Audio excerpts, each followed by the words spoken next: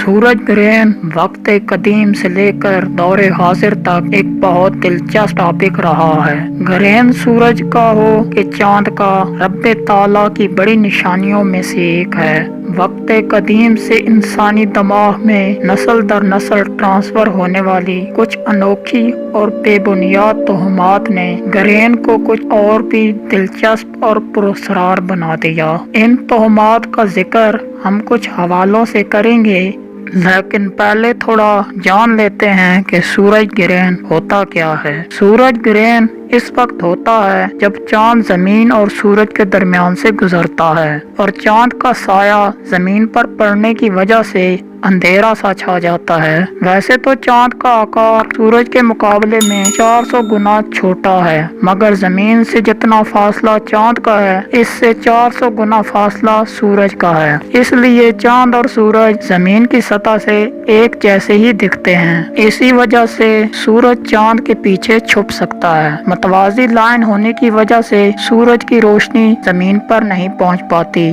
एक साल में 2 से 5 बार सूरज ग्रहण होते हैं, मगर इनमें कुछ डिफरेंट होता है, यानी इसमें टाइम सिमत ग्रहण परसेंटेज एक जैसी नहीं होती। वापस बिल्कुल इसी टाइम और परसेंटेज में सूरज ग्रहण 18 साल और 11 दिन बाद लगता है, जिसे सार्वत साइकिल कहा जाता है। जबकि एक मुकम्मल सूरज ग्रहण 18 मंथ या 2 साल में एक बार लगता है। जमीन के 2 पोल नॉर्थ और साउथ ऐसी जगह हैं जहां मुकम्मल सूरज ग्रहण भी जुज़वी दिखता है। सबसे लंबा सूरज ग्रहण तकरीबन 7.5 मिनट तक जारी रह सकता है। सूरज ग्रहण की 3 इकसाम होती हैं। पहली किस्म अंबरा कहलाती है। इस किस्म में मुकम्मल अंधेरा छा जाता है। इस किस्म की खास बात यह है कि इस ग्रहण को बराह रास्त आँखों से बगैर किसी नुकसान के देखा जा सकता है, जबकि बाकी 2 इकसाम के सूरज ग्रहण को देखने के लिए सन ग्लासेस की जरूरत होती है।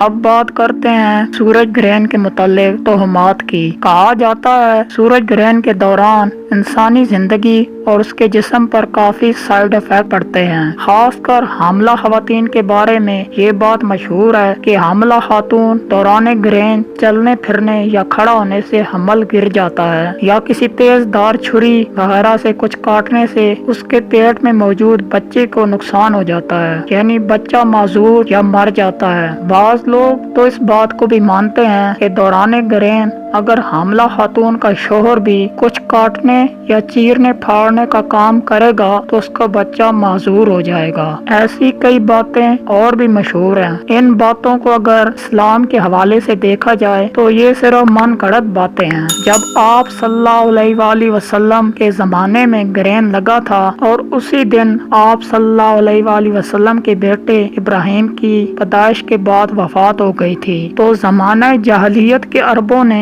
इस वाक़ये को सूरज ग्रहण से जोड़ दिया, क्योंकि उनके मुताबिक सूरज ग्रहण तब लगता है जब कोई दुनिया में बहुत बड़ा वाक़या होता है। तो आप सल्लल्लाहु अलैहि वसल्लम ने इस बात की तरतीब की और खिताब करके कहा कि सूरज और चांद अल्लाह ताला की निशानियों में से एक हैं। ये ना तो किसी को मौत दे सकते हैं और ना ही किसी को जिंदगी। किसी की जिंदगी और मौत सिर्फ अल्लाह ताला के हाथ में है। बस जब तुम इन निशानियों को देखो तो अल्लाह ताला की तस्बीह करो और उसकी हम्दो सना बयान करो। एक वो ही है जो इन सब चीजों पर कादिर और अफजल है। हदीसे इमाम मुस्लिम में लिखा है कि जब भी ग्रहण लगता था तो आप सल्लल्लाहु अलैहि वसल्लम 2 रकात नमाज अदा करते थे, जिसे सलात अल कसूफ यानी ग्रहण की नमाज भी कहा जाता है। इन बातों को अगर साइंस की रूह से देखा जाए तो तहकीक के मुताबिक किसी बच्चे का माजूर पैदा होना कोई चंद घड़ियों का फैक्ट नहीं है।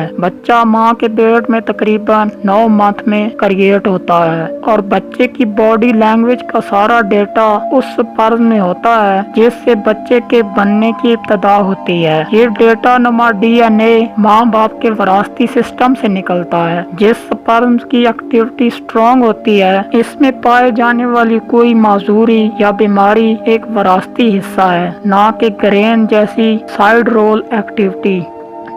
आपके ख्याल में कौन सी बात सही है? अपनी आरा कमेंट्स में जरूर दीजिएगा। मिलते हैं अपनी नेक्स्ट वीडियो में। अल्लाह हाफिज।